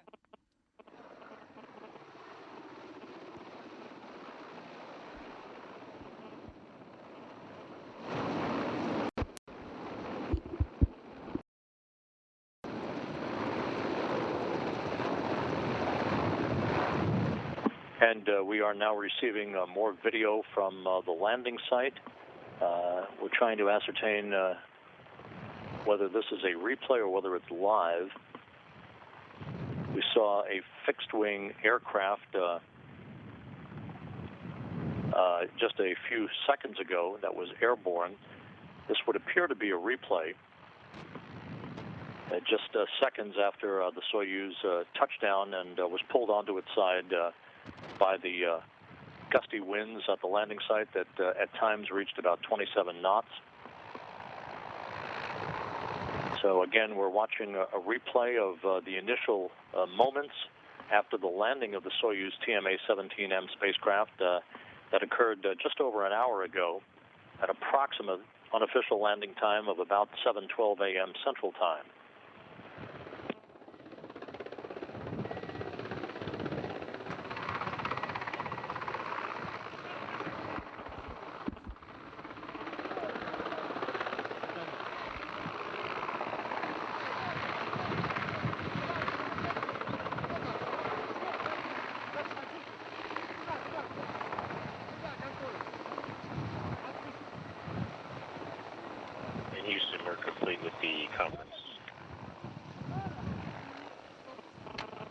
Copy that, Scott. Have a great day.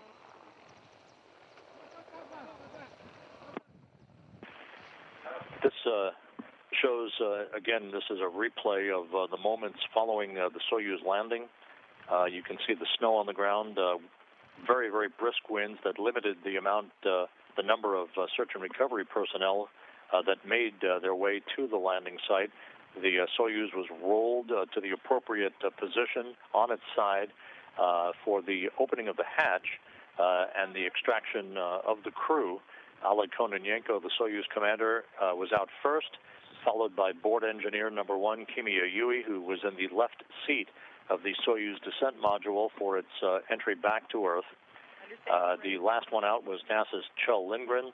All of the crew members in good shape, loaded into respective all-terrain vehicles and brought to nearby waiting helicopters to begin about a 35-minute flight back to the staging city of Dzhezkazgan. And then 008 Juliet, and 890 Juliet, and a 892 Juliet, with one correction. The one that was 008 Juliet is actually a Fox 45 Charlie, not 46 Charlie, but 45 Charlie Sierra 008 Juliet. If those are, you know,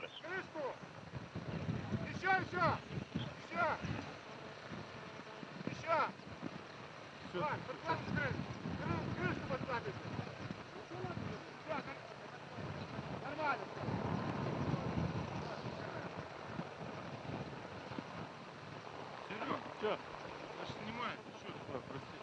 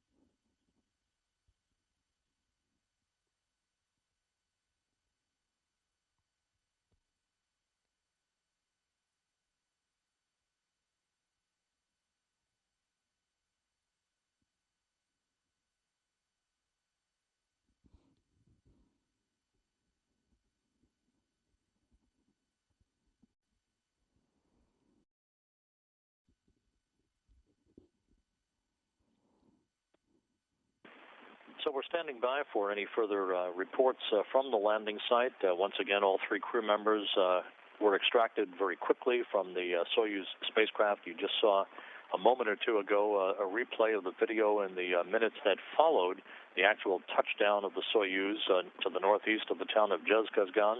The three crew members extracted within minutes of touchdown, all looking hale and hearty, now in respective helicopters for flights back to the staging city in Dzhezkazgan, about 78 miles to the southwest of where the crew members returned.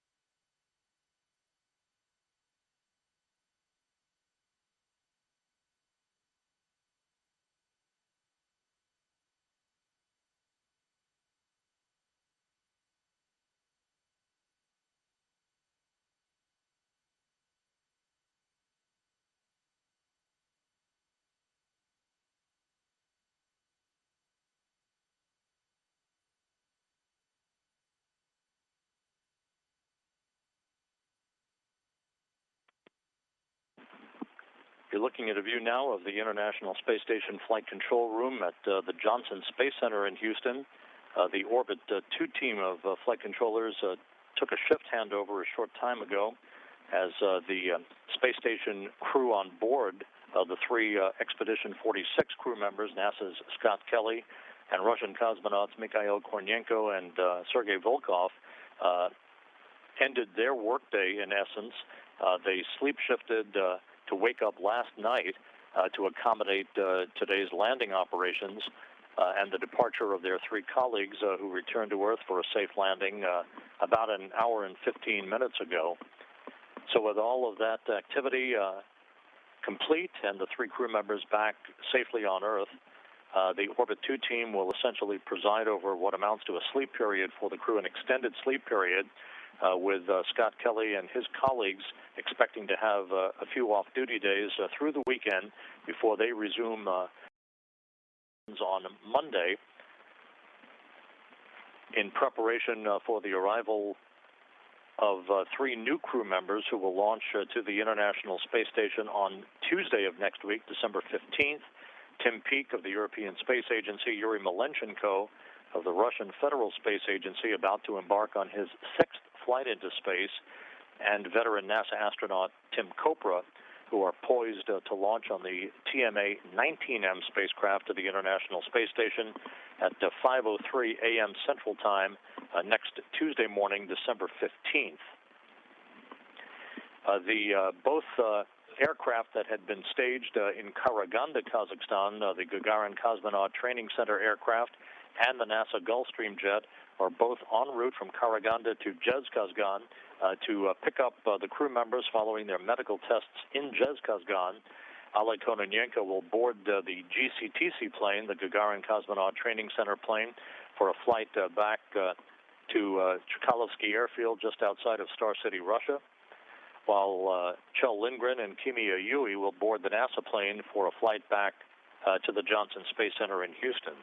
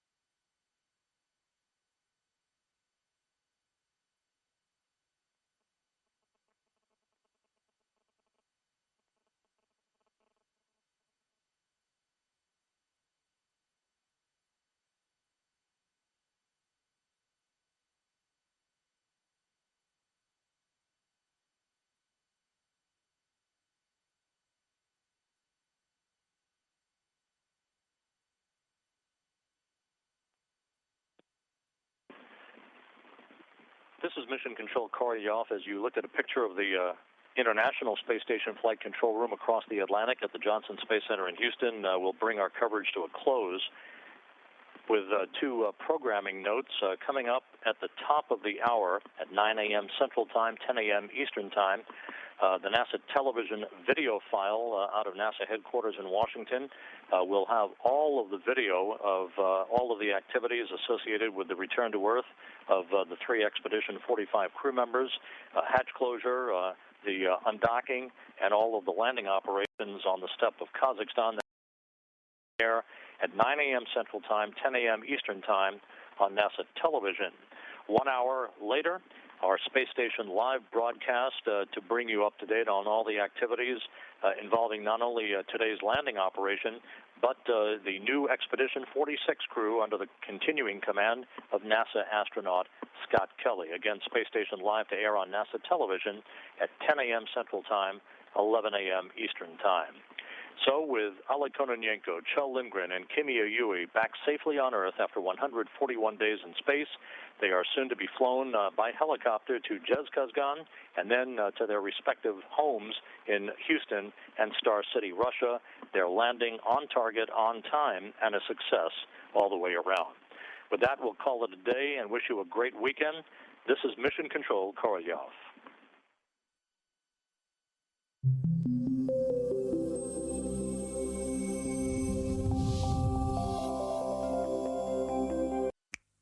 Hi folks, this is Brian May and this is NASA TV, taking us out into the solar system and beyond. Rock on. Guaranteed to blow your mind.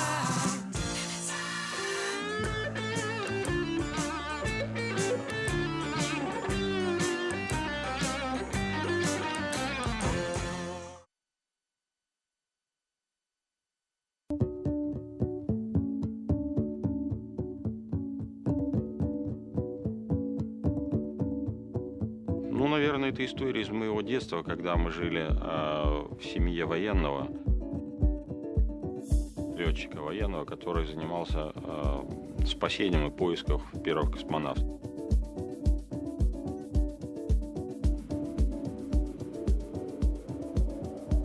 Это были 60-е годы, и прилетая с поиска, он приносил с собой всякие разные сувениры, и, конечно, это на меня очень повлияло. Сувениров, то это примерно то же самое, что сейчас. Это бортовые рационы питания летчики, там космонавты летчикам дарили. Парашюты разовые были, такие очень красивого цвета, оранжевого, и отец привозил такие отрезы, как бы ткани. Мама шила из них себе юбки, очень красивые. У меня один кусочек вот такого парашюта, он до сих пор лежит, и это как святыня с тех пор.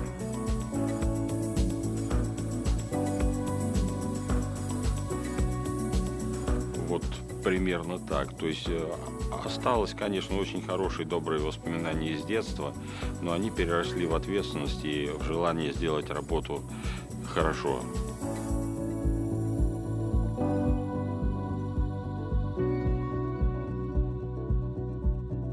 Я российский космонавт Михаил Корниенко. Очень рад был всех вас видеть. Спасибо за внимание.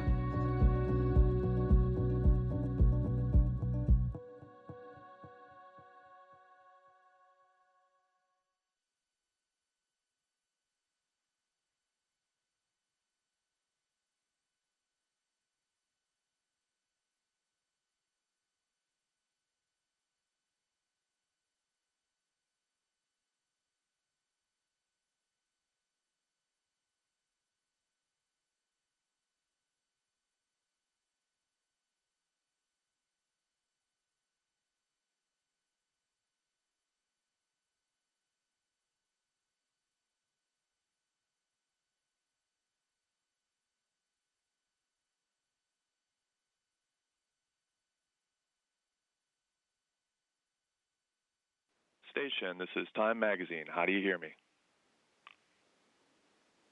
And we have you loud and clear, Jonathan. Great to talk to you today. How do you hear me? Commander Kelly, great to talk with you. Congratulations on both of you on reaching your halfway mark in your mission. Time's really going fast for us. How about you? Is it flying by or standing still? You know, I think, it's a tough question. I think it depends on, how you look at it. We had 3 new crew members get up here what I would consider fairly recently, about 60 days ago, Chel, Kimia, and Oleg. And, when I think back to when they got here, it seems like that amount of time has gone by quickly. However, when I think back to March and the launch, that seems like almost an eternity ago. And then with, the same amount of time in front of us, I would say probably time has not gone by too quickly. And, Misha will have to answer for himself.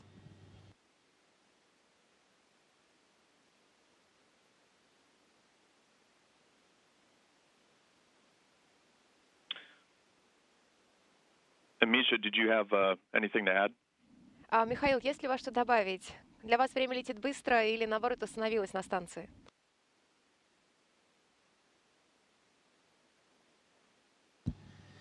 For me, time on the station like a rubber. It's much longer than in Earth.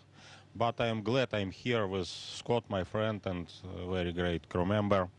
And I am sure all the tasks will be performed okay, and we will do our mission very well. I think everything will be okay. Thank you for your good question. And could each of you tell us about a day or a moment that you were on the station and you had some inclination, you had some wish or desire to be back on Earth? А не могли бы каждый из вас рассказать о моменте или дне, когда вы находились на станции, а вам хотелось быть на Земле?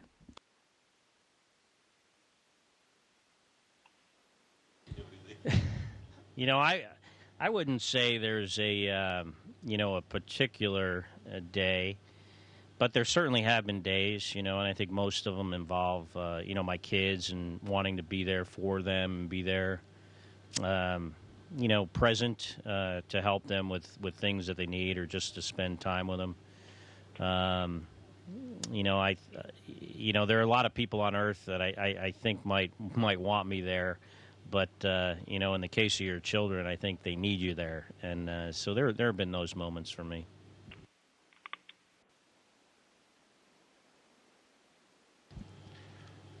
Of course, I'd like to go to Earth, and sometimes I see the dream. I have a vacation in Earth, and each time I forgot too late to next shuttle to the space station, but it's a dream. And of course, I am repeat. I'd like to go to Earth, but exactly in scheduled time. We have to perform our mission perfect. And what has been the biggest challenge so far? А что было самым сложным для вас за эти 6 месяцев? Yeah, that's a tough question. The whole thing, being up here, working up here, being up here every day for the last, I don't know how many days we've been here, over 170, is challenging because the work we do takes a lot of concentration. It's very detail oriented. It's stuff that some of it has some pretty significant consequences to very expensive hardware or our own personal safety. So it's a level of concentration and a work ethic, attention to detail, like I said, that you just need to maintain continuously. Maintain that continuously, and that that takes a lot of effort, and it can be fatiguing. So I think for me the hardest thing is been trying to manage that that level of fatigue. So when I get to the end of this, I have as much in the tank as I did in the beginning, or at least enough to do my job effectively.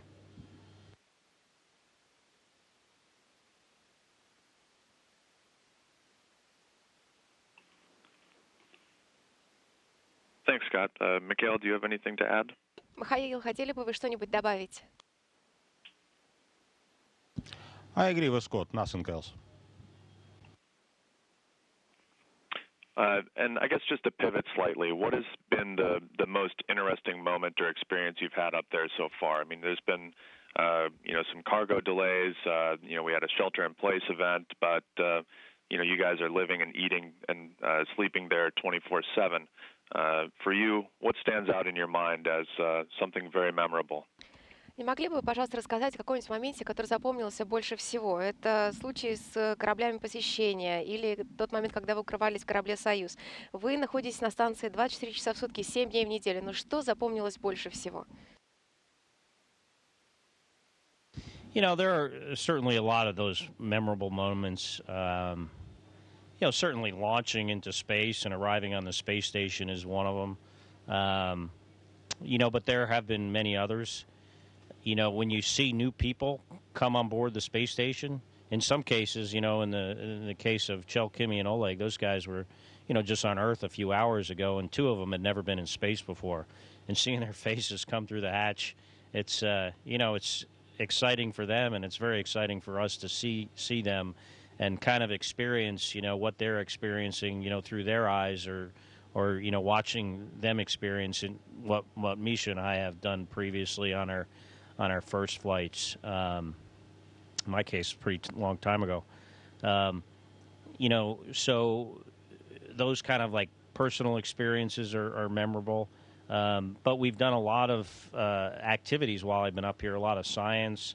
The rodent research activities that we did was very, very complicated. A lot of moving parts, no pun intended. The results were fantastic. There's a lot of other science. We're doing 400 different science experiments while I'm here for a year. Even this morning, we were just doing this this fluid shifts experiment that uses this Russian Chibis device that puts negative pressure on our bodies to move the blood out of our heads to, possibly determine what the issues are with, effects on our vision while we're up here and other impacts that the microgravity environment has on our physiology. But, we moved one of the modules while we were up here. We had a SpaceX arrive, an HTV.